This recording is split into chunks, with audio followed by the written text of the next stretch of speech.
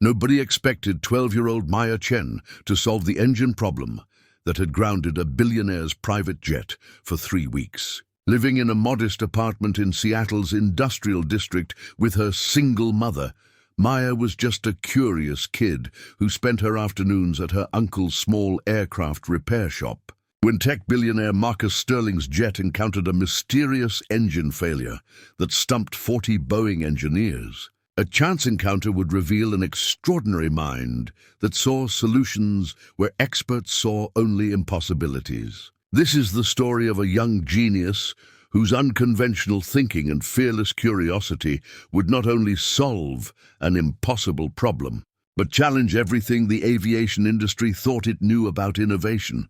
Quick pause before we continue. Tell us, where in the world are you watching from? If you're enjoying these stories, make sure to hit subscribe because tomorrow's episode is absolutely mind-blowing.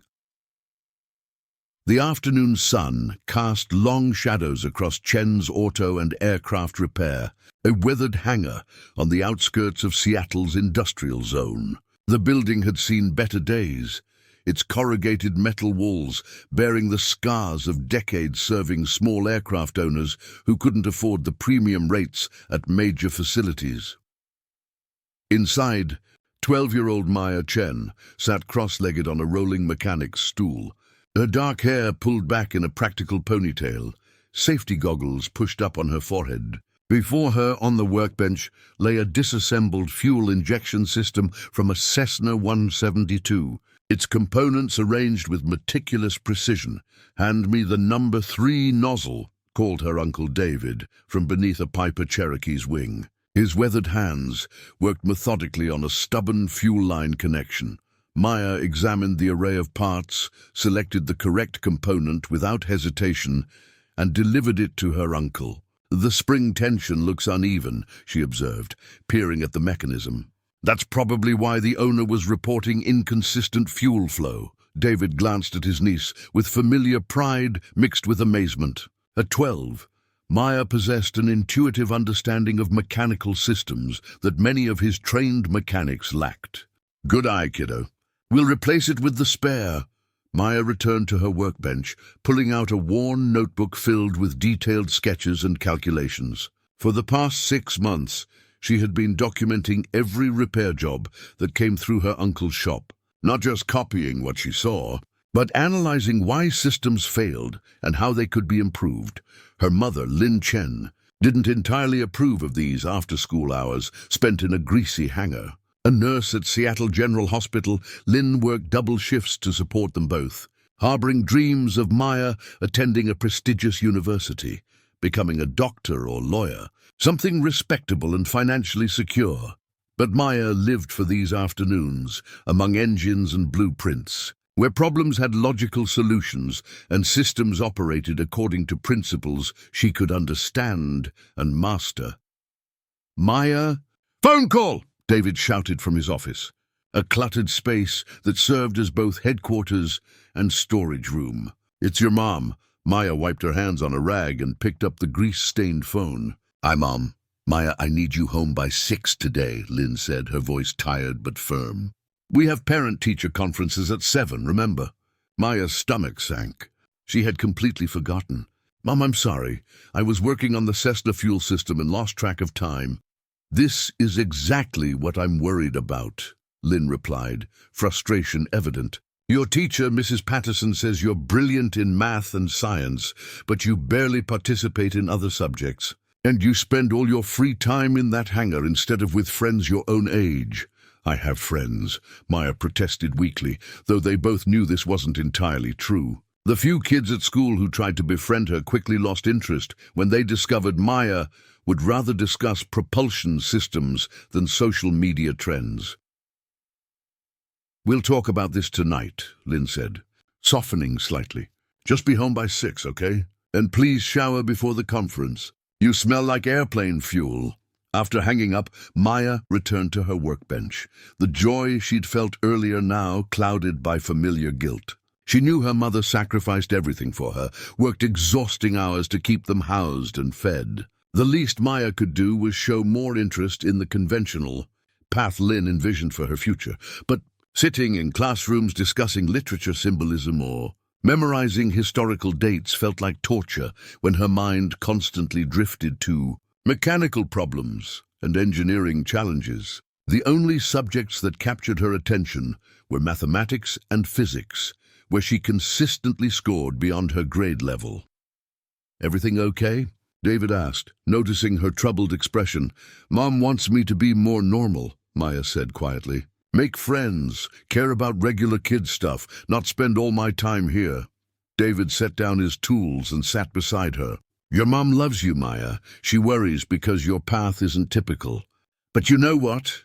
The world needs people who aren't typical, the ones who see things differently, who question how things work and imagine how they could work better. She wants me to be a doctor," Maya said. "And you want to be an aerospace engineer," David replied, smiling. "Both are noble goals, but you've got to live your own dream, not someone else's." Maya nodded, appreciating his support even as she understood her mother's perspective. Lynn had immigrated from Taiwan at 20, worked minimum wage jobs while earning her nursing degree, and built a stable life through sheer determination. To her, practicality and security weren't luxuries but necessities. "I should get going," Maya said, checking the wall clock. "Conference tonight. Leave your notebook here," David suggested. "I'll lock it in the office." "Wouldn't want your calculations getting mixed up with homework." Maya carefully closed her notebook, a worn composition book she'd filled with observations that ranged from basic mechanical repairs to complex theoretical improvements. On the last page, she'd sketched a revolutionary fuel efficiency system for small aircraft, an idea she'd been developing for months but hadn't shared with anyone. The bus ride home took 40 minutes, winding through industrial zones before reaching the modest apartment complex where she and her mother lived. Their two-bedroom unit on the third floor was small but immaculately maintained, a testament to Lynn's belief that poverty of means shouldn't equal poverty of dignity. Maya showered quickly, scrubbing away the evidence of her afternoon's activities, and changed into clean clothes. By 6:15, Lynn arrived home, still in her scrubs, exhaustion evident in the lines around her eyes. "Ready?" Lynn asked, managing a smile despite her fatigue. The parent-teacher conference at Madison Middle School unfolded predictably. Mrs. Patterson, Maya's homeroom teacher, sat across from them in the brightly decorated classroom, student artwork covering the walls. "Maya is exceptionally gifted in mathematics and science," Mrs. Patterson began, her tone complimentary but concerned. "Her test scores are honestly remarkable. But she seems disconnected from other subjects and socially isolated from her peers." Lynn nodded, shooting Maya a pointed look. "We've discussed this at home. I've tried to engage her in class discussions," Mrs. Patterson continued, "but she rarely volunteers answers except in STEM subjects. And during group projects, other students find her difficult to work with because she, well, takes over and does everything herself." "Because they don't do it right," Maya muttered, earning another sharp glance from her mother. "Maya," Lynn said firmly, then turned back to the teacher. "What do you recommend?" Mrs. Patterson hesitated, choosing her words carefully. "Honestly, Maya might benefit from a more challenging academic environment. There's a magnet program at Roosevelt High that accepts exceptional middle school students for advanced placement courses. I could recommend her for evaluation." "That's across the city," Lynn objected. "The commute would be impossible with my work schedule." "There's a shuttle program," Mrs. Patterson offered. "Transportation wouldn't be an issue." As they discussed logistics and requirements, Maya's attention drifted to the window. She could see the Space Needle in the distance, a symbol of human engineering achievement rising above the Seattle skyline. Somewhere in this city, brilliant people were designing aircraft, developing new technologies, pushing the boundaries of what was possible. "Maya, are you even listening?" Lynn's voice cut through her reverie. "Sorry, Mom." The drive home was quiet, tension filling the small sedan. Finally, as they pulled into their apartment complex, Lynn spoke. "You need to try harder, Maya, not just in school, but at being a normal kid, making friends, participating in activities that don't involve engines and machinery." I don't want to be normal, Maya said softly. I want to be an aerospace engineer. Lynn's hands tightened on the steering wheel. And I want you to have a stable, secure future. Do you know how hard life can be when you're different, when you don't fit in? Is that why you left Taiwan? Maya asked, the question emerging before she could stop it. They rarely discussed Lynn's past, the life she'd left behind. Lynn was silent for a long moment. I left Taiwan for opportunities, and I've worked hard to give you opportunities I never had. But opportunities only matter if you're practical enough to seize them. That night, lying in bed, Maya stared at the ceiling where she'd stuck glow in the dark stars in constellation patterns. Her mind refused to quiet, instead replaying the evening's conversations and returning inevitably to the fuel efficiency design in her notebook. She had observed that most small aircraft engines wasted energy during specific flight phases. By modifying the fuel injection timing and air intake regulation, she believed efficiency could improve by 15%. It was a theoretical solution, lacking the resources to test properly, but the mathematics supported her hypothesis. Tomorrow, after school, she would add more calculations to her design. Maybe David would let her test some principles on the shop's single-engine training aircraft. The thought brought a small smile to her face as sleep finally claimed her. The next morning started ordinarily enough. Maya navigated her school day with practiced detachment, participating minimally in English and social studies, coming alive only during math class where they were covering algebra concepts she'd mastered months ago through self-study.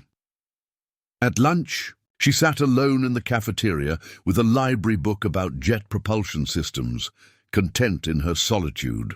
Occasionally, she'd glance up at the clusters of students laughing and socializing, recognizing she should feel left out, but mostly just feeling disconnected from their concerns. Maya Chen. A voice interrupted her reading. She looked up to find Vice Principal Henderson standing beside her table. Yes? Could you come to my office, please? Your Uncle David is here. Confusion mixed with concern as Maya followed Henderson through the hallways. David never came to her school. Something must be wrong. In the office, David stood by the window, his usual grease-stained work clothes replaced by clean jeans and a button-up shirt. His expression was strange, a mixture of excitement and disbelief. Uncle David. What's wrong? Nothing's wrong, kiddo, he said, his voice oddly strained. Something happened. Something I don't quite believe, but it's real. Vice Principal Henderson cleared his throat. Maya, your uncle has requested permission to take you out of school for the rest of the day. Given the unusual circumstances, I've agreed, but your mother needs to be informed. I already called Lynn, David said. She's on her way here during her lunch break. Will someone please tell me what's going on? Maya asked, anxiety rising. David sat down, gesturing for Maya to do the same. This morning, a man came to the shop. Expensive suit, driving a car that probably costs more than my hangar. He asked specifically for me, said he'd heard I did quality work on private aircraft. Maya listened, still not understanding the significance. His name is Marcus Sterling, David continued, watching Maya's face for recognition. The name meant nothing to her, but Henderson's eyebrows rose.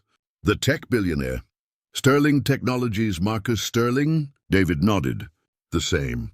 Apparently, his private jet has been grounded for 3 weeks with an engine problem that nobody can solve.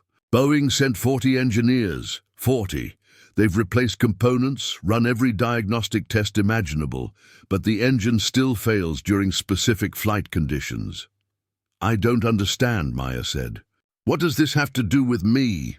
The man, Sterling's representative, asked if I had anyone on staff who thought differently about mechanical problems. Someone who might see things conventional engineers miss. David paused. I mentioned you. Maya's eyes widened. Me, but I'm just a kid. I don't know anything about jet engines. That's what I said, David replied. But he was insistent. Said Sterling is desperate, willing to try anything. They've lost millions keeping the jet grounded, and they need it operational for critical business trips. This is ridiculous, Maya protested. How could I possibly help when 40 Boeing engineers couldn't? Probably you can't, David admitted. But here's the thing, kiddo. They're offering $25,000 just for you to take a look at the problem. Even if you can't solve it, that's $25,000 for maybe a few hours of your time. The number hung in the air. $25,000 was more than her mother earned in months of exhausting hospital shifts. They want to fly you and me to a private airfield this afternoon, David continued. Look at the jet, examine whatever you want, share your thoughts. That's it. Lin Chen burst through the office door at that moment, still in her scrubs, her expression hovering between angry and bewildered. David, what is this insanity? Taking Maya out of school to look at some billionaire's airplane? Lin, listen, David began, but she cut him off. She's 12 years old. 12. She should be here learning, not being paraded around like some circus act. Mom, Maya said quietly, they're offering $25,000. Lin stopped, the number clearly affecting her as it had Maya. That's impossible. Why would anyone pay a child that much money? Because 40 Boeing engineers have failed, David explained, and Marcus Sterling is desperate enough to try unconventional solutions. Henderson interjected carefully, Mrs. Chen, I understand your concerns, but this could be an extraordinary opportunity for Maya, not just financially, but educationally. Exposure to real-world engineering challenges at this level could be invaluable for her future. Lin looked at her daughter, seeing the spark of excitement Maya was trying to suppress. And if she can't help them? If this is just some wealthy man's whim, then we take the $25,000 and come home, David said simply. No harm done, except to her ego when she fails, Lin countered. I might not fail, Maya said softly, surprising herself with the quiet confidence in her voice. I mean, I probably will, but what if I don't? What if I see something they missed? Lin studied her daughter, clearly torn between protective instinct and the practical realities of their financial situation. $25,000 could cover rent for a year, or start a college fund, or simply provide breathing room in their perpetually tight budget. This is one afternoon, David pressed. We'll be back by dinner time. If Maya's uncomfortable at any point, we leave immediately. Lin closed her eyes, making a decision she clearly wasn't entirely comfortable with. Fine, one afternoon. But Maya, you listen to your uncle, you're respectful to these people, and you remember this is just looking, nothing more. I understand, Mom, Maya said, already feeling her mind shift into analytical mode, wondering what kind of engine problem could stump 40 experienced engineers. An hour later, Maya and David stood beside a sleek black SUV in the school parking lot. The driver, a professional woman in a dark suit, held the door open with practiced courtesy. This is surreal, David muttered as they climbed inside. The interior smelled of expensive leather. Classical music played softly from hidden speakers. Maya ran her hand along the polished wood trim, comparing this luxury to their basic sedan. The drive took them away from Seattle's familiar neighborhoods, heading toward a private airfield Maya had only seen from the highway. Security gates opened as they approached, revealing a sprawling facility with hangars housing aircraft that represented more wealth than she could comprehend. They stopped outside the largest hangar, where a group of people waited. Even from a distance, Maya could identify them as engineers by their demeanor, the way they clustered around technical equipment, their body language suggesting frustration and exhaustion. Mr. Chen. Miss Chen, the driver said, opening their door. Mr. Sterling's team is ready for you.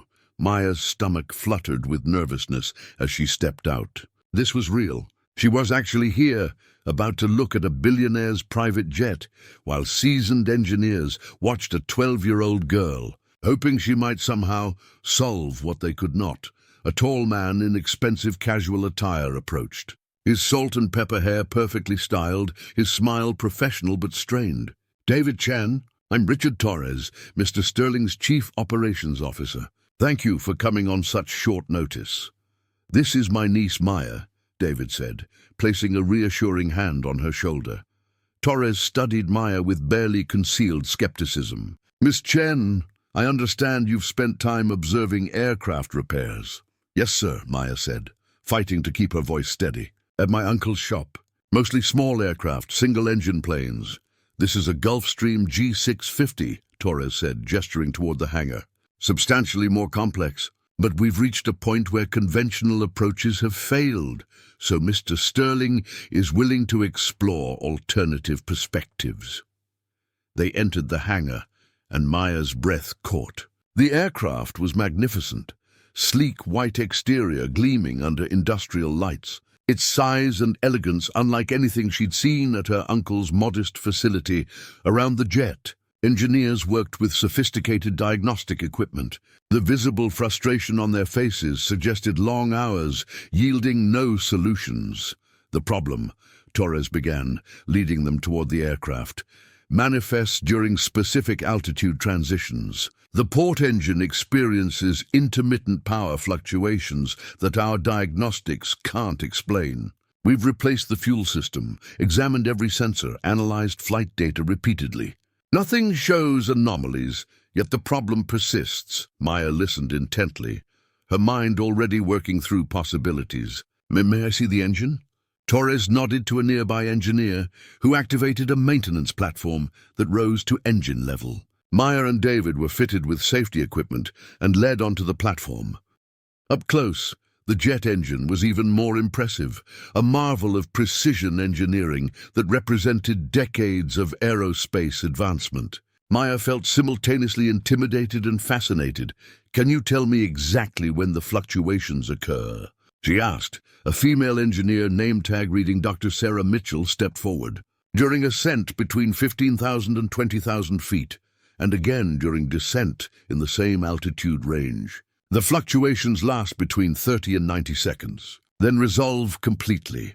Maya circled the engine slowly, examining connections and components, acutely aware of the engineers, watching her with expressions ranging from curiosity to barely disguised irritation at this unconventional approach. Have you checked the air pressure regulation during those specific altitudes? Maya asked. Extensively, Dr. Mitchell replied. Air intake systems are functioning perfectly according to every diagnostic we've run. But have you manually verified the intake valve positioning during flight simulation at those exact altitudes? Maya pressed. The engineers exchanged glances. We've run simulation diagnostics, another engineer offered. All readings were normal. Maya turned to Torres. Could we run a manual pressure test at simulated altitude? Not just looking at sensor readings, but physically measuring the airflow patterns. Dr. Mitchell frowned.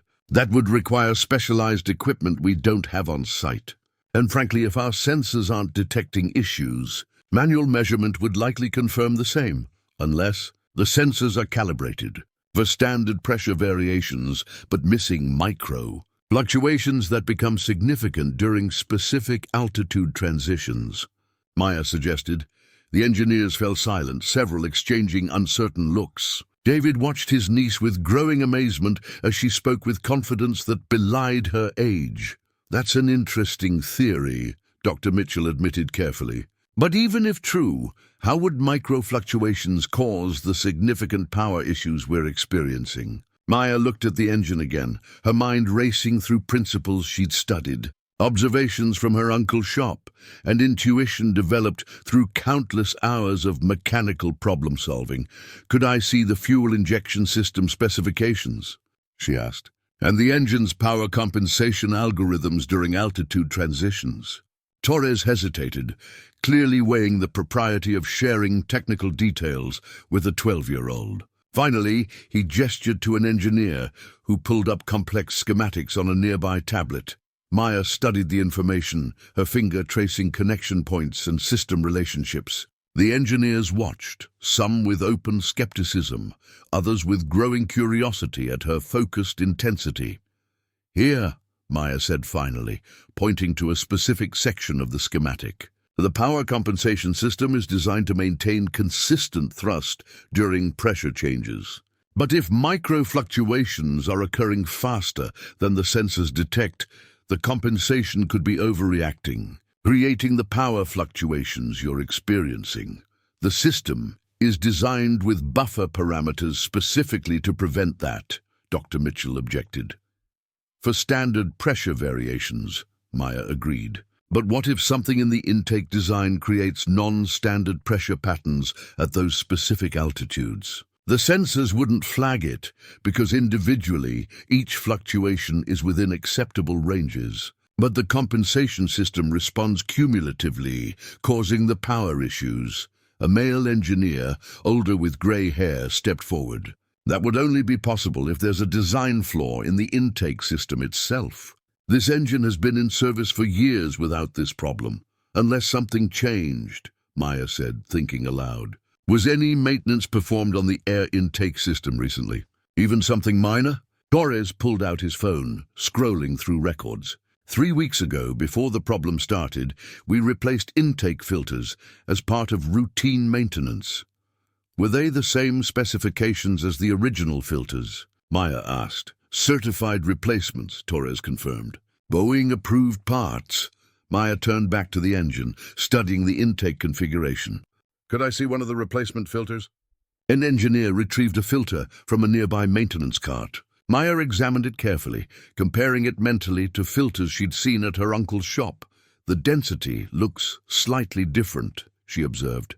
Not enough to affect normal operation, but during rapid pressure changes at specific altitudes, it might create momentary resistance that triggers the cascading compensation issue I described.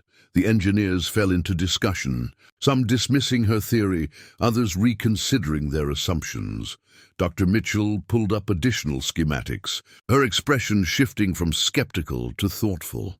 It's theoretically possible, she admitted reluctantly. The probability is low, but if the filter density creates even minimal additional resistance during specific pressure conditions, and if that occurs at a frequency that coincides with the compensation system's response cycle, it could create a resonance effect that our diagnostics wouldn't detect because each individual component tests within normal parameters, the grey-haired engineer added, his earlier dismissiveness replaced by growing excitement. We'd only catch it by testing the entire system under exact flight conditions, which we haven't done because nothing suggested a systemic interaction problem. Torres looked between the engineers and Maya, processing this rapid shift in perspective. Are you saying this 12-year-old might have identified what 40 Boeing engineers missed? I'm saying she's proposed a theory worth testing, Dr. Mitchell said carefully. And if she's right, the solution is relatively simple. Use original specification filters or modify the compensation algorithm to account for the different response patterns. Torres pulled out his phone again. I'm calling Mr. Sterling. He'll want to hear this himself.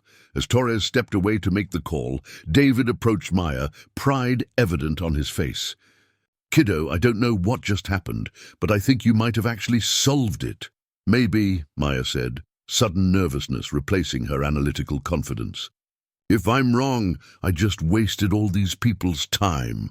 You proposed a testable theory that accomplished engineers are taking seriously, David corrected. That's not wasting time, that's problem solving. Dr. Mitchell joined them, her expression thoughtful. Miss Chen, where did you learn about resonance effects in pressure compensation systems? I read about it in a propulsion engineering textbook, Maya admitted. From the library, and I've observed similar principles in smaller engines at my uncle's shop. When you change one component, even slightly, sometimes it creates unexpected interactions with other systems. That's fairly sophisticated thinking for someone your age, Dr. Mitchell observed. Have you considered studying aerospace engineering professionally? It's all I want to do, Maya said simply. But my mom wants me to be a doctor, Dr. Mitchell smiled. Well, if this theory proves correct, you might have just demonstrated you're meant for exactly what you want to do, Torres returned, his expression unreadable. Mr. Sterling is flying in from San Francisco. He'll be here in 90 minutes and wants to meet you personally, Maya. In the meantime, he's authorized immediate testing of your theory. Dr. Mitchell, assemble the team. Let's see if Miss Chen has solved our impossible problem. The next hour was a whirlwind of activity. Engineers prepared testing equipment, ran simulations with modified parameters, and debated the theoretical implications of Maya's hypothesis. She found herself at the center of discussions that ranged beyond her complete understanding. But where her fundamental insight continued to prove relevant, David stayed close, providing reassurance when the technical discussions became overwhelming. But mostly, he watched with amazement as his 12-year-old niece held her own among accomplished aerospace engineers. Her intuitive grasp of mechanical systems proving as valuable as their advanced training. Preliminary tests began to confirm Maya's theory. When engineers simulated flight conditions using the new filters and monitored the entire system's interaction rather than individual components, they detected the subtle resonance effect she had hypothesized. "It's there," Dr. Mitchell announced, pulling up data on a large monitor. "Barely perceptible, but definitely present. The filter's different density creates micro-resistance during rapid pressure changes, triggering compensation responses that interact to create the power fluctuations." The hangar erupted in a mixture of celebration and disbelief. 3 weeks of frustration resolved by a 12-year-old girl who thought differently about the problem than 40 experienced engineers. Torres approached Maya, his earlier skepticism replaced by genuine respect. "Miss Chen, on behalf of Sterling Technologies, I apologize for any doubt about your capabilities. You've accomplished something remarkable today. I just looked at it differently," Maya said, still processing what had happened. "Sometimes being an outsider helps you see things others miss." "That," Torres replied, "is wisdom beyond your years."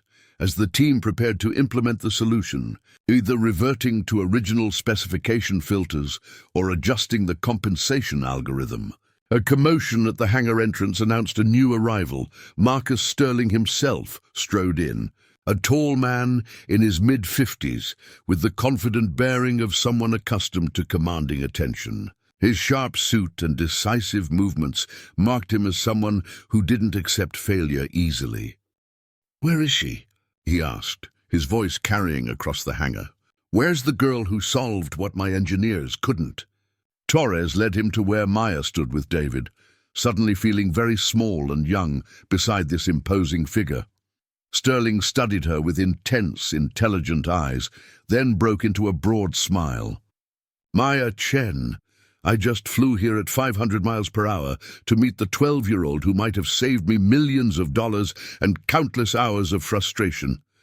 He extended his hand. "Thank you." Maya shook his hand, managing to find her voice. "You're welcome, Mr. Sterling. I'm glad I could help." "Glad you could help," Sterling repeated, laughing. "That's the understatement of the year." He turned to Torres. "Are we implementing the solution?" "Already in process," Torres confirmed. "We'll be ready for test flight within the hour."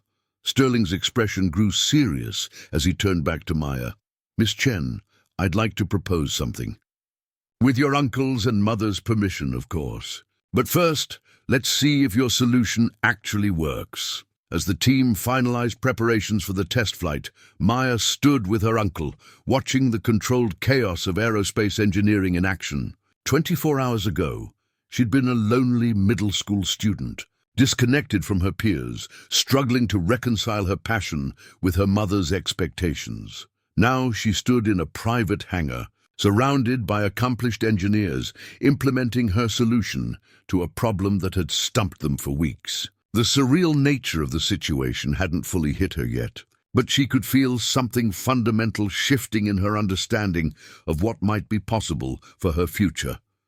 Marcus Sterling returned, having donned a pilot's jacket, and conferred with his flight crew. "Maya, would you and your uncle like to observe the test flight from the control room? See if your theory holds up under actual flight conditions." "Yes," Maya said without hesitation, earning a smile from Sterling. The control room overlooked the runway through large windows, filled with monitors displaying real-time engine data, flight parameters, and communication systems. Maya found herself seated beside Dr. Mitchell, who explained the various readouts with patient detail. "If your theory is correct," Dr. Mitchell said, We should see stable power output through the altitude range, where fluctuations previously occurred. The jet taxied onto the runway, its engines roaring to life. Sterling himself was piloting, his voice crackling through the comm system as he communicated with the control tower. Sterling 1 requesting clearance for test flight. Pattern altitude ceiling 25,000 feet. Sterling 1. You're cleared for departure, runway 27. The jet accelerated smoothly, lifting gracefully into the afternoon sky. In the control room, all eyes focused on the monitors as altitude increased steadily toward the critical range. Approaching 15,000 feet, Torres announced, tension evident in his voice. Maya held her breath, suddenly terrified she'd been wrong, that the fluctuations would recur, that she'd raised hopes only to fail spectacularly in front of everyone. The altitude readout climbed 15,500 feet. 16,000, 17,000. Engine power output holding steady, Dr. Mitchell reported, her voice rising with excitement. No fluctuations detected. 18,000 feet. 19,000? 20,000. We're through the problem zone, Torres said, unable to contain his smile. Power output completely stable. The control room erupted in applause. David grabbed Maya in a tight hug, while engineers congratulated each other and shook Maya's hand. Their earlier skepticism transformed into admiration. Beginning descent, Sterling's voice came through the comm. Let's see if it holds on the way down. The return descent through the critical altitude range proved equally smooth, engine power remaining stable throughout.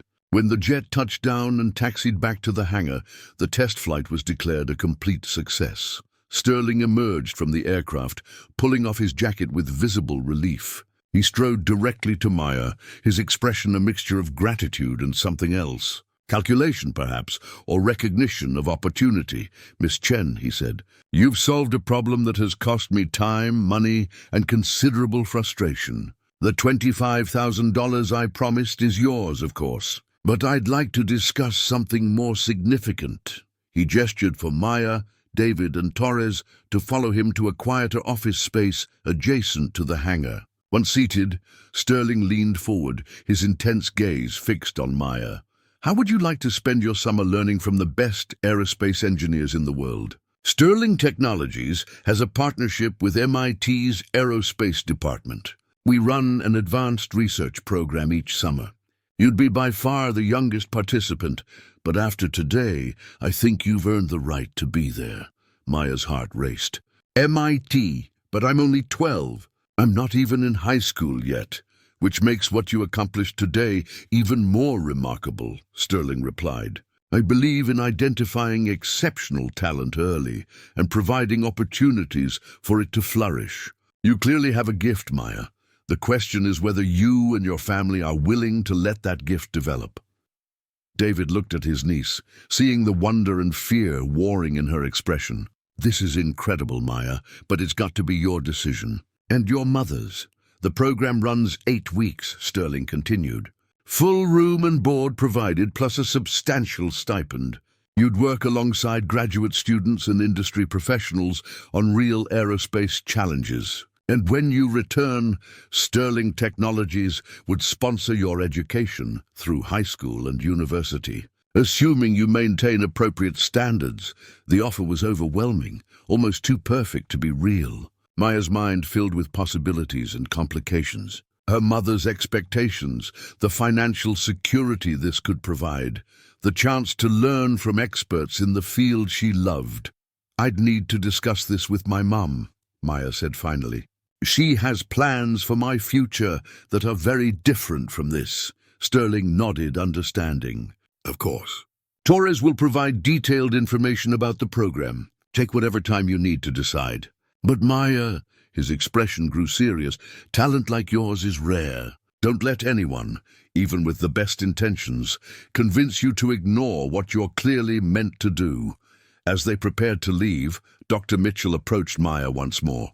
I meant what I said earlier about aerospace engineering being your path. If you participate in this summer program, I'll be there. I teach one of the sessions. I'd be honored to work with you. The drive back to Seattle passed in a blur. David attempted conversation, but Maya was lost in thought. processing the extraordinary day and the decision that now lay before her. When they finally pulled up to her apartment building, Lynn was waiting outside, her expression tight with anxiety. She'd been home from her shift for over an hour, clearly worried despite David's earlier reassurances. "Maya," she said, pulling her daughter into a tight embrace. "Are you okay?" "What happened?" David began explaining, but Maya interrupted. "Mom, I solved it. The problem with the engine. I actually figured out what 40 Boeing engineers couldn't." Lynn pulled back, searching her daughter's face. "You're serious? This isn't some kind of joke?" "And dead serious," David confirmed. Lynn, she was incredible, brilliant. She proposed a theory that the engineers confirmed through testing. The jet flies perfectly now because of Maya's insight. They went inside, where Maya and David recounted the day's events in detail. Lynn listened, her expressions cycling through disbelief, pride, concern, and ultimately overwhelming emotion. "My baby," she whispered, tears in her eyes. "I knew you were smart, but there's more," Maya said quietly. She explained Sterling's offer, the summer program, the educational sponsorship, watching her mother's face carefully for reactions. Lynn was silent for a long time after Maya finished. Finally she spoke, her voice thick with emotion. "When I came to America, I had dreams of what my life would be. Most of them didn't happen, so I dreamed different dreams for you. Safe dreams. Practical dreams." She reached across the table, taking Maya's hand. "But watching you tonight, hearing what you accomplished, I realize I've been dreaming my dreams for you instead of helping you pursue your own." "Mom," Maya began. But Lynn shook her head. "Let me finish. I've been so focused on security, on the path I thought was safe, that I didn't see what was right in front of me. You're not meant to be a doctor or lawyer, because that's what I think is respectable. You're meant to be exactly what you are, an engineer, a problem solver, someone who sees solutions others miss." Tears streamed down Maya's face. "But what about practical? What about security?" Lynn laughed through her own tears. "Maya, a billionaire just offered to sponsor your entire education because of your talent. I think we've found a different kind of security." David cleared his throat, emotion evident in his voice. "Lynn, she needs your permission to attend the summer program. It starts in 3 weeks. Lynn looked at her daughter, really looked at her, seeing not just the 12-year-old child she wanted to protect, but the exceptional mind that needed room to grow. "Then I guess we should start preparing. You'll need proper luggage, new clothes, and probably about 100 other things I haven't thought of yet." Maya launched herself at her mother, embracing her tightly. "Thank you, Mom. Thank you for understanding." "I'm terrified," Lynn admitted, holding her daughter close. "You're so young, and this world you're entering is so far beyond what I know. But I'm also proud, so incredibly proud." That evening, after David left and dinner was finished, Maya sat at their small kitchen table with her mother, reviewing the detailed information packet Torres had provided. The summer program at MIT was intensive. 8 weeks of advanced aerospace engineering concepts, hands-on research projects, and collaboration with graduate students and industry professionals. "This is really happening," Maya said, still processing the rapid change in her circumstances. "Yesterday I was just a regular kid going to regular school." "You were never regular," Lynn corrected with a smile. "I just didn't want to admit how extraordinary you are." Maya's phone buzzed with a text message from an unknown number. She opened it to find a message from Dr. Mitchell. "Maya, congratulations again on today's achievement. I wanted to share some resources that might help you prepare for the summer program. Also, I've spoken with several colleagues who are excited to meet you. Don't be nervous. You've already proven you belong here." "Sarah Mitchell. Who's that?" Lynn asked. "One of the Boeing engineers," Maya explained. "She's going to be teaching at the summer program." Over the next 3 weeks, Maya's life transformed in ways that still felt surreal. The $25,000 payment from Sterling Technologies arrived, an amount that Lynn immediately divided between savings for Maya's future and practical necessities for the present. News of Maya's achievement spread through unexpected channels. The local Seattle newspaper ran a story about the 12-year-old who solved an aviation mystery. Then a technology blog picked it up. Within days, Maya found herself fielding interview requests and attention that made her deeply uncomfortable. "I just want to learn and work on engines," she told her mother after declining yet another media interview. "I don't want to be famous." "Then don't be," Lynn advised. "You accomplished something remarkable, but you don't owe the world access to your life. Focus on what matters to you." At school, the remaining weeks before summer break were awkward. Classmates who had ignored her suddenly wanted to be friends. Teachers treated her differently, with a mix of pride and uncertainty about how to engage with someone whose accomplishments had exceeded typical middle school boundaries. Only Mrs. Patterson seemed to truly understand. She pulled Maya aside one afternoon, her expression warm.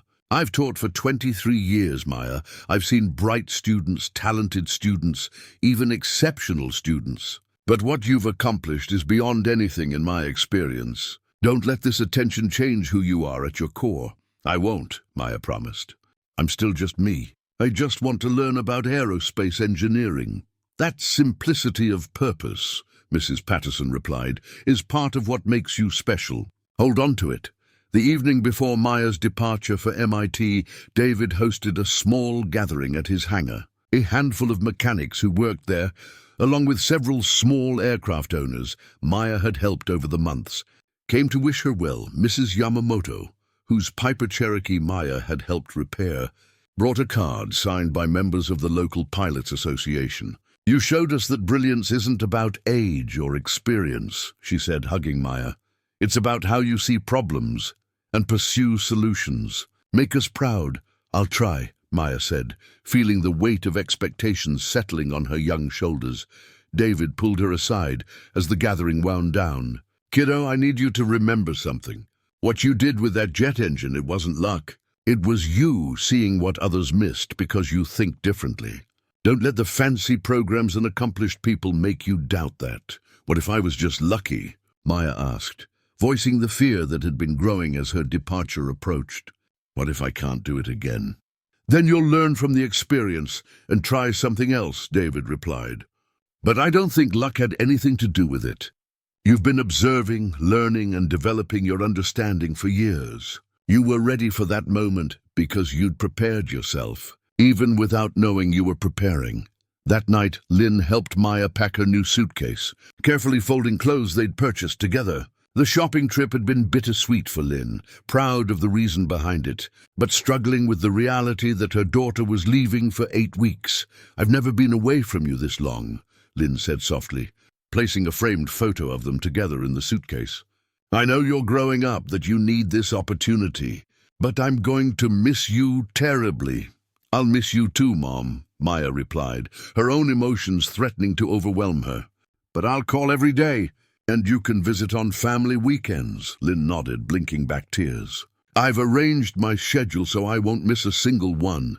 As Maya lay in bed that final night before her departure, she stared at her ceiling stars and reflected on the extraordinary chain of events that had brought her to this moment.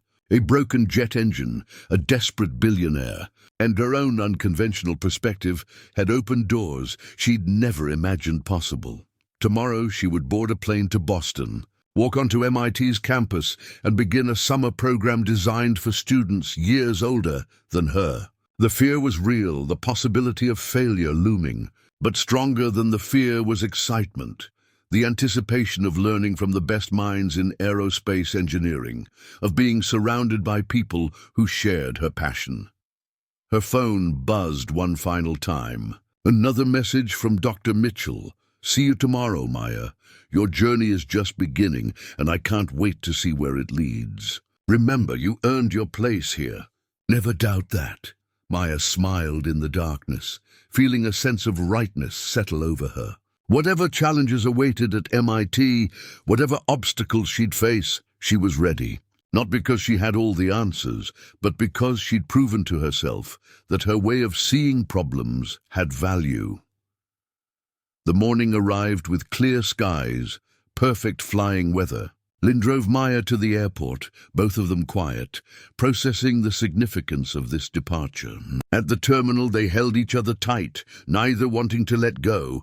"Be yourself," Lynn whispered. "That brilliant, curious, determined self that solved an impossible problem. And call me the moment you land." "I will, Mom. I love you. I love you too, my extraordinary daughter." As Maya walked toward security, carry-on bag over her shoulder, she turned back one last time. Lynn stood watching, tears on her face but smiling, one hand raised in farewell. Maya waved back, then turned forward, toward the security checkpoint, toward the plane that would carry her to Boston, toward a summer that would challenge everything. She thought she knew about her capabilities and her future, the 12-year-old girl who had spent her afternoons in a small aircraft repair shop was about to step into a world of advanced aerospace engineering, carrying nothing but her curiosity, her unconventional perspective, and the quiet confidence that sometimes the best solutions come from seeing problems through fresh eyes. As the plane lifted into the sky an hour later, Maya pressed her face to the window, watching Seattle shrink below. Somewhere in that city was her mother, working her shift at the hospital. Her Uncle David, probably already elbow-deep in an engine repair. Her small apartment with its ceiling stars, but ahead, invisible beyond the clouds and miles, was MIT, Sterling Technologies' summer program, and a future that was finally, wonderfully aligned with everything she'd ever dreamed of becoming. The journey from that moment, the seemingly impossible leap from obscure middle schooler to recognized talent, had taken just 3 weeks. But in truth, it had taken 12 years of curiosity, countless hours of observation and learning, and one extraordinary moment when preparation met opportunity. Maya Chen was ready, not because she had all the answers, but because she'd learned the most important lesson of all. That sometimes solving the impossible just requires looking at it differently than everyone else has before. The plane banked gently, turning east toward Boston, toward MIT, toward everything that waited beyond the horizon. And Maya, her notebook open on her lap, was already sketching ideas for improvements to small aircraft fuel systems. Her mind never still, always questioning, always seeking better solutions. This was only the beginning. Boston's summer heat greeted Maya as she stepped off the plane, a welcome packet from MIT clutched in her hands. Her driver, holding a sign with her name, stood near baggage claim, professional and courteous as he loaded her suitcase into a black sedan. The drive through Cambridge revealed a world entirely different from Seattle's industrial neighborhoods. Historic buildings mixed with modern research facilities, students on bicycles navigating tree-lined streets, and everywhere an atmosphere of intellectual intensity that both excited and intimidated her.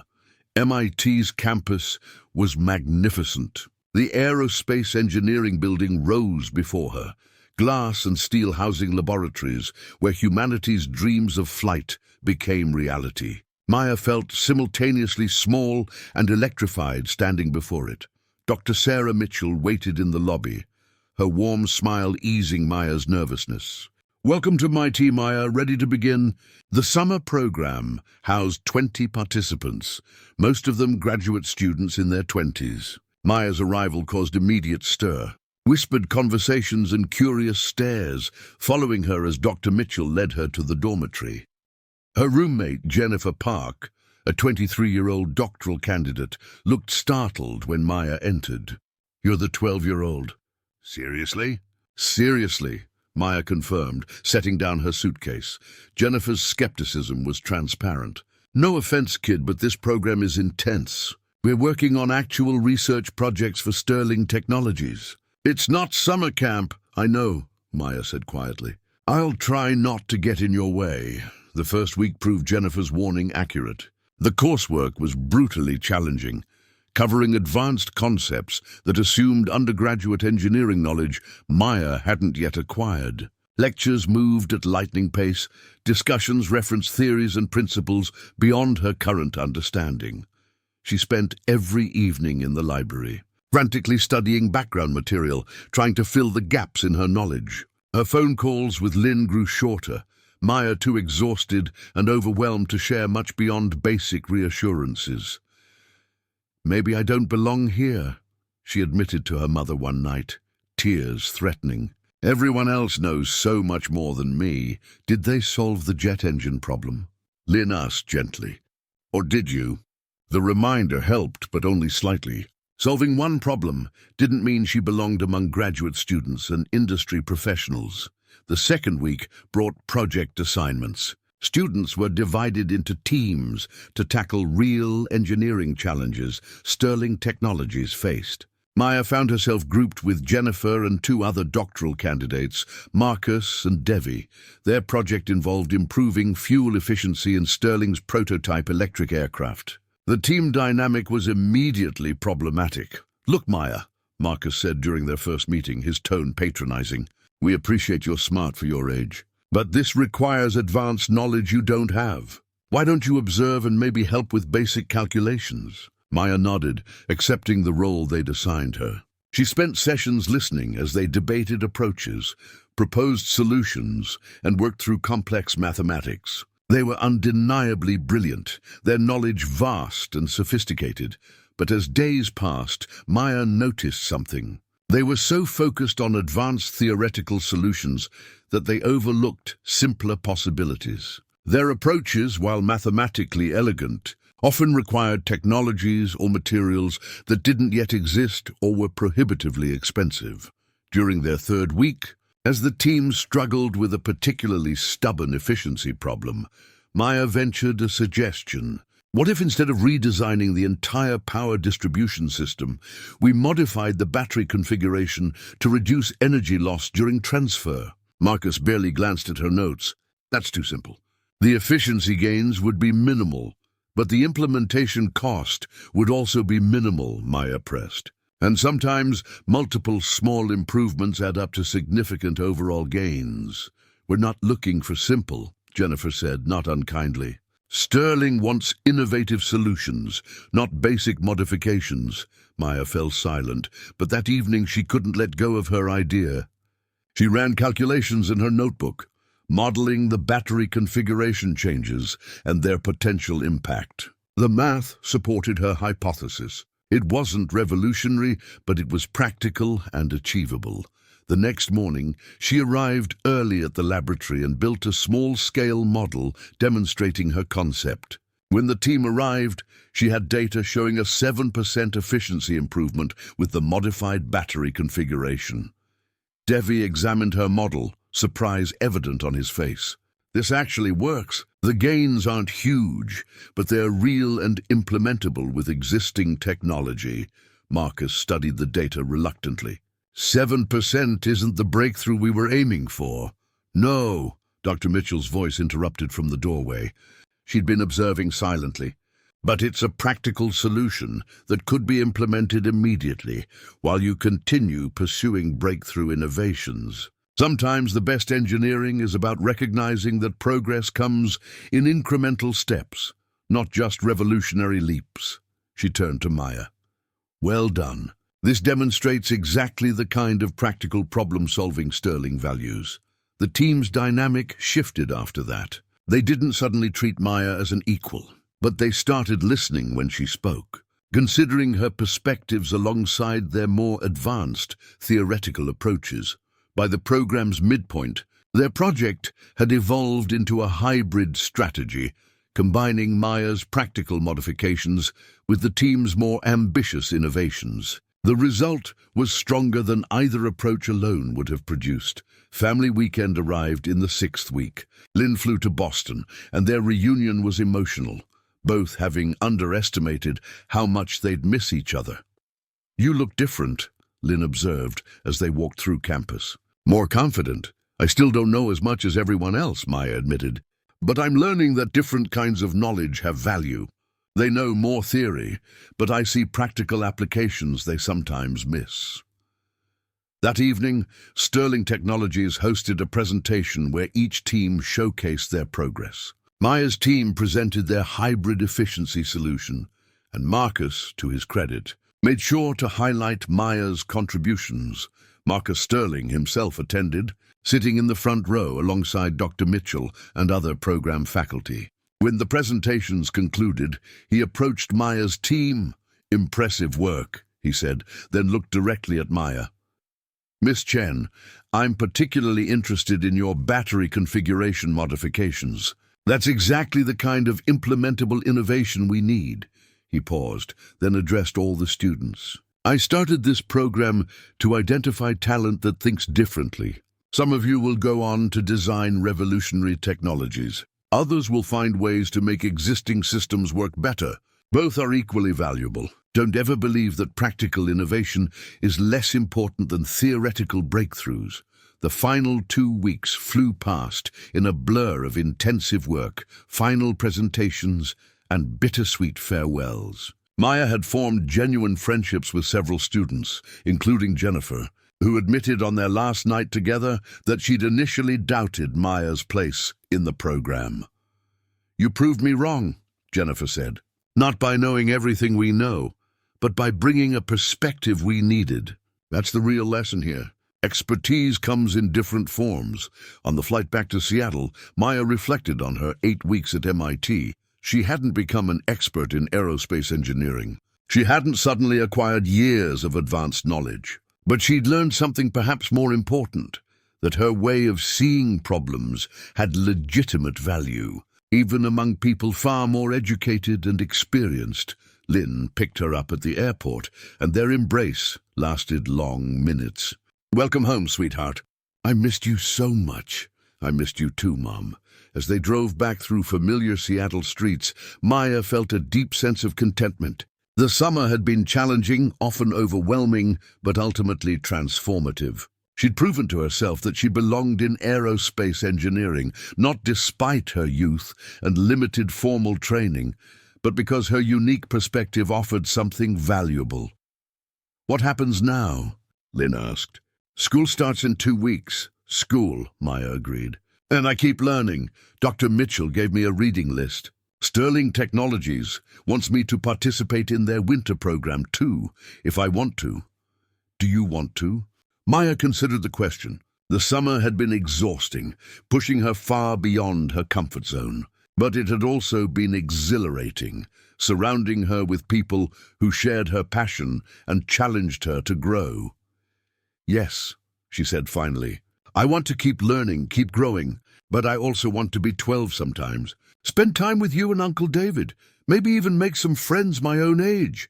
Lynn smiled, reaching over to squeeze her daughter's hand. "That sounds like a perfect balance." That evening, back in their modest apartment, Maya stood on the balcony, looking out at Seattle's skyline. Somewhere in that city, aircraft were being repaired, problems were being solved, and dreams were taking flight. She thought about the jet engine that had changed her life, the impossible problem that had opened doors she never knew existed. But more than that, she thought about the journey ahead. Years of learning, growing, discovering what she was truly capable of becoming. Marcus Sterling had called her an exceptional talent. Dr. Mitchell had praised her innovative thinking. But the validation that mattered most had come from within. The growing confidence that her perspective, her way of understanding mechanical systems, had genuine value. Maya pulled out her notebook, the same worn composition book she'd filled at Uncle David's shop. On a fresh page, she began sketching ideas for improving small aircraft fuel systems. The project she'd been developing before the jet engine changed everything, but now she sketched with new knowledge, informed by advanced concepts she'd learned at MIT, refined by practical considerations she'd always understood. The fusion of formal education and intuitive understanding created something neither could achieve alone. Lynn appeared in the doorway, watching her daughter work. "You know what I realized while you were gone? I spent so much time worrying about your future that I forgot to trust you to build it yourself." Maya looked up, meeting her mother's eyes. "You gave me the foundation, Mom. Everything else builds on that." "We make a good team," Lynn said softly. "The best team," Maya agreed. As night deepened over Seattle, Maya continued sketching, her mind alive with possibilities. The summer had taught her that she didn't need to have all the answers, didn't need to be the most knowledgeable person in the room. She just needed to stay curious, trust her instincts, and never stop asking how things could work better. The jet engine had been the catalyst, the moment when preparation met opportunity. But the real story wasn't about solving one impossible problem. It was about a young girl discovering that her unique way of seeing the world had value, that youth didn't disqualify her from contributing meaningful solutions, and that sometimes the most important innovations come from those willing to question conventional wisdom. 3 months ago, Maya Chen had been a lonely middle school student, disconnected from her peers, struggling to reconcile her passion with practical expectations. Today, she was a young aerospace engineer with a future as vast as the sky itself, supported by a mother who finally understood that the best dreams are the ones we discover for ourselves. The journey was just beginning, but Maya was ready, equipped not just with knowledge and opportunity, but with something far more valuable, the confidence to trust her own brilliant, unconventional mind. As she closed her notebook and prepared for bed, Maya glanced once more at the city lights, at the sky beyond, where aircraft traced paths through the darkness. Tomorrow, she would return to regular school, to being 12, to the normal routines of childhood, but she would return changed, carrying within her the knowledge that she had solved what experts could not, that her mind held value beyond measure, and that the future she'd always dreamed of was no longer just a distant hope, but a tangible path stretching forward, waiting for her to walk it. The impossible had become possible, and this was only the beginning.